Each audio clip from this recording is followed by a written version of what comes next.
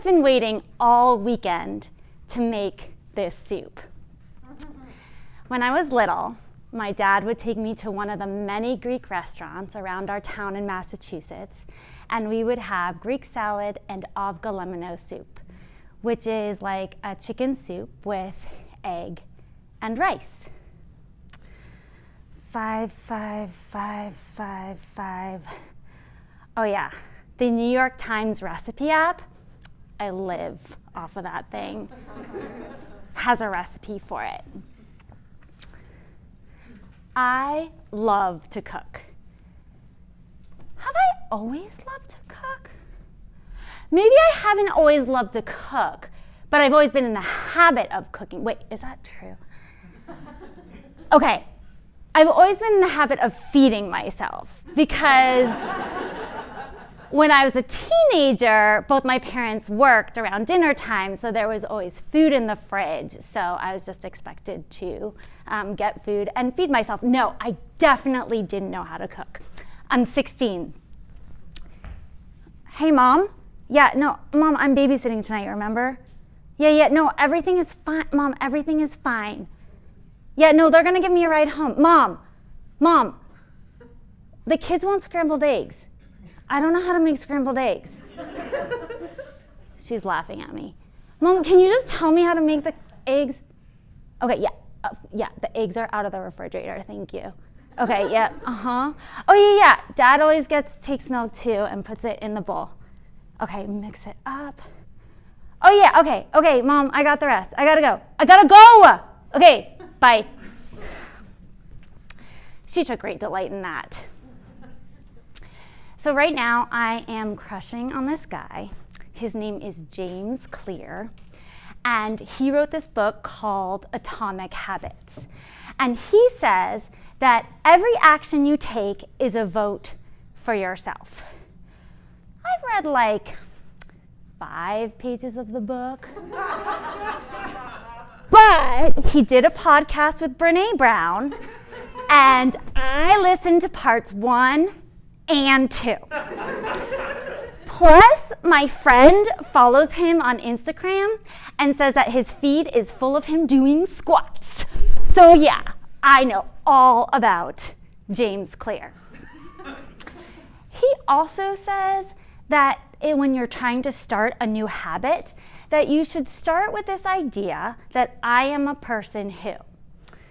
I don't know quite how I feel about that, but I will say that I was James Clear before James Clear was James Clear, because when I found out that boiling water for spaghetti was cooking, I called myself a chef. But the habit of it definitely took some time, like painstakingly so. I'm in my early 20s. I have a new car that I have no business owning, and I am broke. So yeah, dry beans and rice sounds like a pretty nutritious meal right now. 5, 5, 5, 5. I really need to write these recipes down or print them out or something. Use all the pieces of the meat, the white and the dark pieces.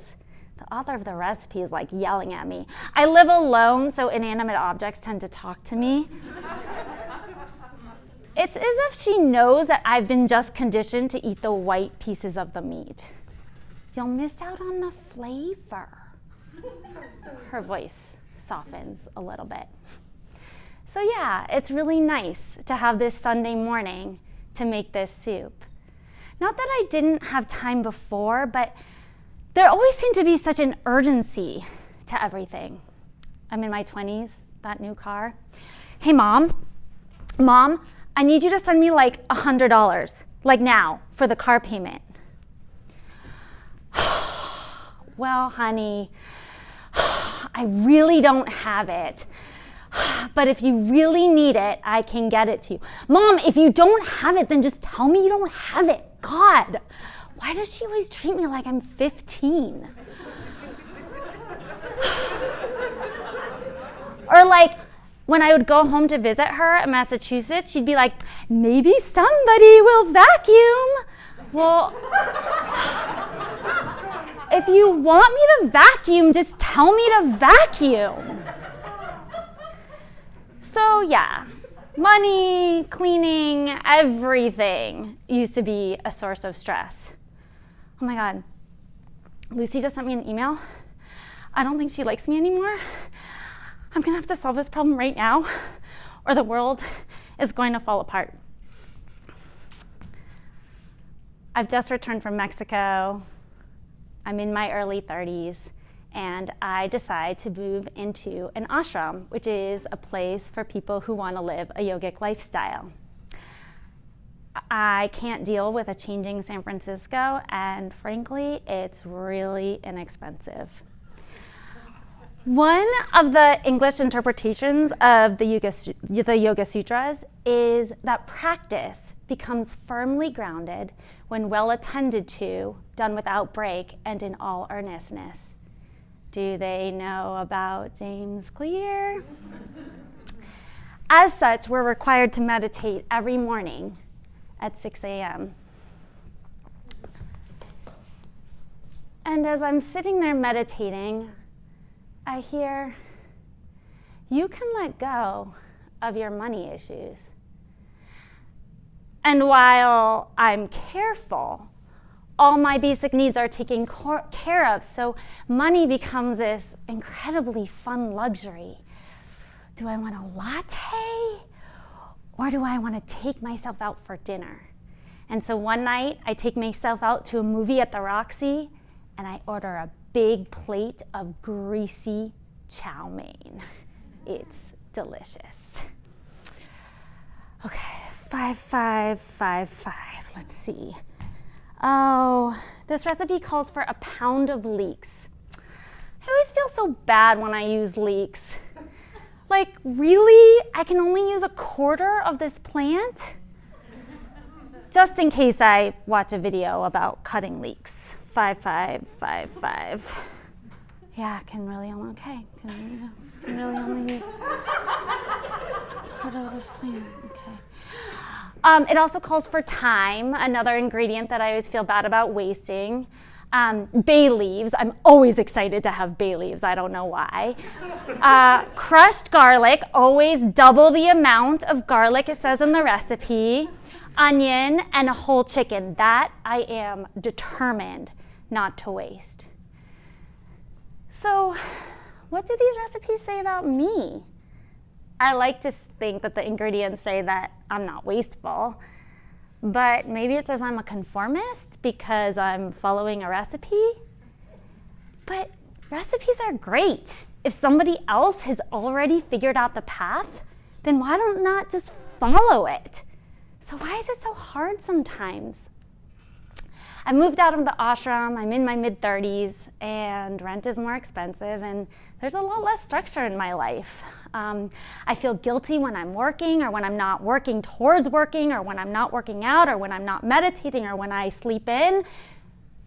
I'm gonna try the James Clear 2 minutes a day method. Wake up at 5 a.m., I'm going to meditate, I do yoga, I bullet journal.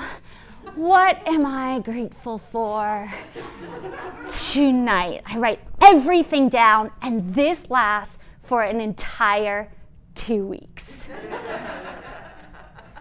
And then I fall back into the habits of taking care of myself. But some things do stick, like in a calendar. It works for appointments, not always writing tasks down, or like working out, it's okay to sleep in once in a while.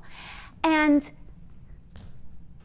I feel like, though, I must still be failing because I'm still not doing the 5 things that Medium suggests that I do every morning, in addition to the cooking, eating, working routine. All the ingredients are simmering together. Oh, the pot is a little too small for the amount of chicken stock I cooked. But the great thing about the way I cook is it's usually me alone in the kitchen with a mess of leeks and a floury phone, and everything else. So I need a bigger pot next time. That's growth mindset right there.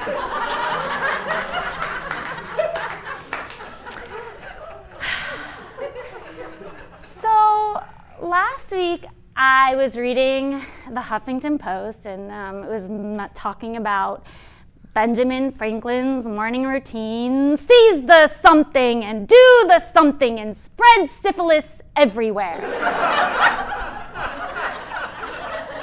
It didn't actually say the spread syphilis part. It went on to quote John Quincy Adams' routine, Henry David Thoreau, then Georgia O'Keeffe, and Toni Morrison. In that order, I might add.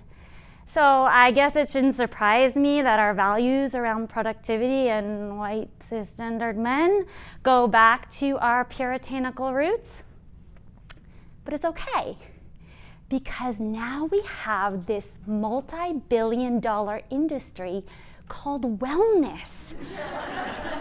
So you can pay to accept yourself. But if we truly want to embrace self-acceptance, and we want others to embrace self-acceptance, shouldn't we be taking things off of people's plates instead of adding more? 5555. Oh, there's an interesting podcast with Ezra Klein. Okay. They're talking about body wisdom and how if you rest, like take a nap or take a walk, that you become more in tune with your body's senses and then make better decisions. But this isn't the first crack at body wisdom. The yogis, or the yoga poses, as we call asanas, they were never meant to be a six-pack endeavor. The way I learned it, the yogis practiced the asanas, or the poses, so that they could be more comfortable sitting for meditation. And not for productivity's sake, but so they could reach enlightenment. I mean, don't get me wrong, a yogi's lifestyle is highly routinized, but also super humbling and forgiving. Oh, hey Mom. She just moved to Santa Cruz. Yeah, I'm super excited for our road trip this summer. Oh no, Mom, don't worry about it. We can split the cost of everything. Yeah, I did vacuum when I last was there. No, you shouldn't have to ask. Okay, love you. Bye. Sometimes I really am just that perfect.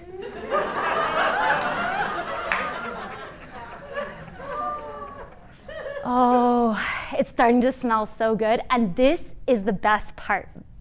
I get to take the chicken stock, pour it in a bowl, crack the eggs, and use the egg beaters. Does it come together? Some rough edges. Oh my gosh, the pretty spirals. It's starting to look like soup. Turn that off. I have this one drawer where all my stray silverware is. I hope I put my ladle in there. Oh yeah, there it is. Oh yeah, that's tasty.